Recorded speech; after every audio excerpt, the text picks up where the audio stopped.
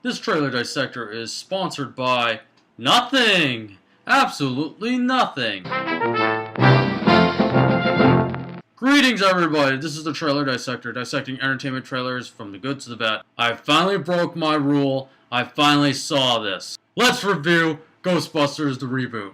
Oh, okay. Hear me out. Now before we begin, this is not me being a hater, this is not being a fan, this is my opinion, so please respect the opinions. If not, go ahead and troll all you want. So this is my personal opinion of the movie. For months I resisted, now I decided to watch it because I heard some people say it's good, some people say it's bad. It finally came out on Blu-ray, DVD, digital download, video on demand.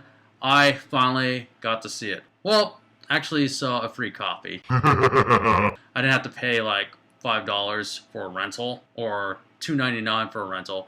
I pretty much use a free movie rental. Thank you. Okay, here's my opinion of the Ghostbusters reboot. I didn't really think it was that bad like most people think, but I didn't think it was very good.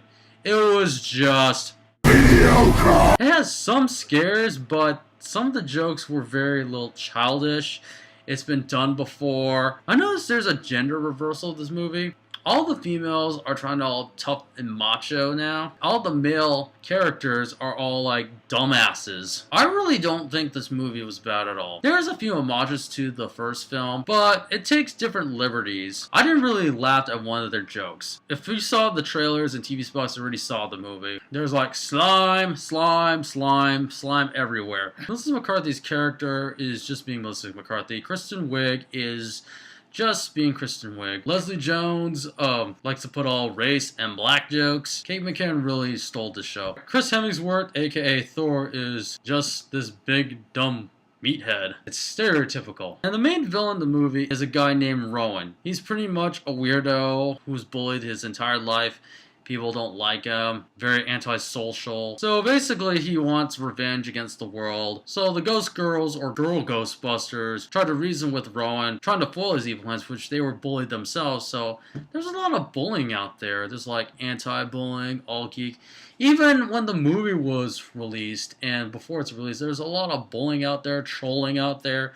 We got trolls everywhere. The story was mediocre. The special effects were decent. The acting was bleh. The comedy was well, I'm a fan of Bridesmaids and Freaks and Geeks, but Ghostbusters, this didn't really work out. And I could see why it bombed in the box office because people did not give this a chance, like myself. I didn't give it a chance either, but it's a reboot for a reason. It takes too much liberties of the first film. They're paying homage. But if you're gonna do a reboot, you could take liberties to the source materials, but make it your own. The one thing I like about this new Ghostbusters is how do they use the proton packs, how do they use their weapons, how do they get their equipment. That's something that in the original Ghostbusters, they didn't need to tell and show or explain things. They're just there. But I still love my original Ghostbusters. Back in the day, you don't need to make sense. You don't need to explain every detail, over analyzing things.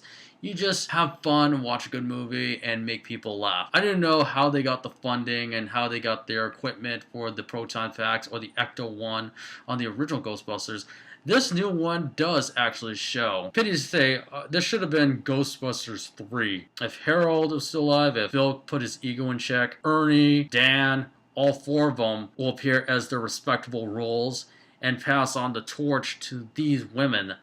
That would have been an amazing reboot. But they give them different unrelated roles, such as Bill Murray, old scientist, Dan Aykroyd, cab driver, Ernie Hudson, Patty's uncle, Annie Potts, hotel receptionist, and Sigourney Weaver as Holtzman's mentor. And it's fun to see Slimer, but it's not the same fun-loving Slimer. And now we got a female Slimer that looks like Rebel Wilson. Okay, the Stay Puft Marshmallow Man appeared in the film in a balloon way. And now the main villain just possessed a few people, possessed Kevin, and started an army of ghosts destroying New York City out of spitefulness and revenge, and then takes the form of the Ghostbusters logo, gets his ass handed to him. So the Ghostbusters sent all of them straight down to hell. And that was Ghostbusters. So what do I think of the new Ghostbusters? I wasn't really feeling into it. It's the story, the pacing, it's the whole concept. Like I said, I didn't mind a female Ghostbusters, but Just make it smarter. Just make the movie smarter. Make people could relate to and have fun instead of just being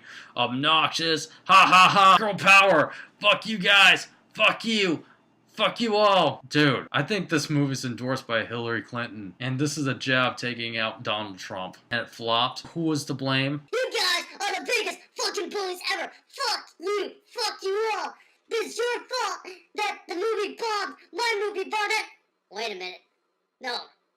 It's not your fault. It's the classic 1984 version. Oh, fuck them. It's their fault. It has no women Ghostbusters. No! I hope you guys are fucking happy. I hope your fanboys fucking happy. Now that Ghostbusters is a fucking flop. It is your fault that we all lost our jobs.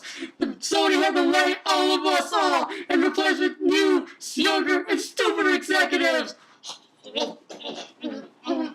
Director and the studios, everyone was to blame. Yay! Victory! Victory! Ghostbuster reboot's a flop!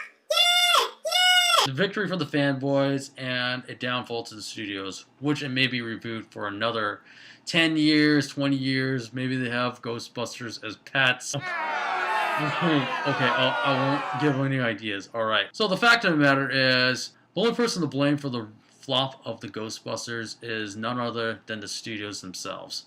This should never have been made. You know, the reason why there weren't any female Ghostbusters back in 1984 because we lived in a different time period. It was a different time. The country is in a different state of mind. But now, it's more of a PC, social justice warrior, self-help, hippie generation, bull honky that we're living in today. In pre-2000, we could get away with a lot of shit these days. But now post 9/11 happened, everybody's watching, everybody's being oversensitive. Oh my goodness.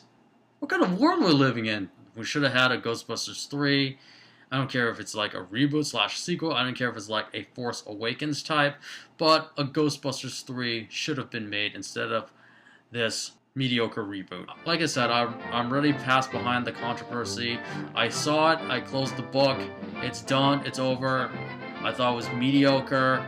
This whole controversy of the Ghostbusters need to put down to rest. So what are your real thoughts? If you've seen it, go ahead and click comment below, click like and subscribe. Until then, this is the Trailer Dissector, dissecting entertainment trailers from the good to the bad.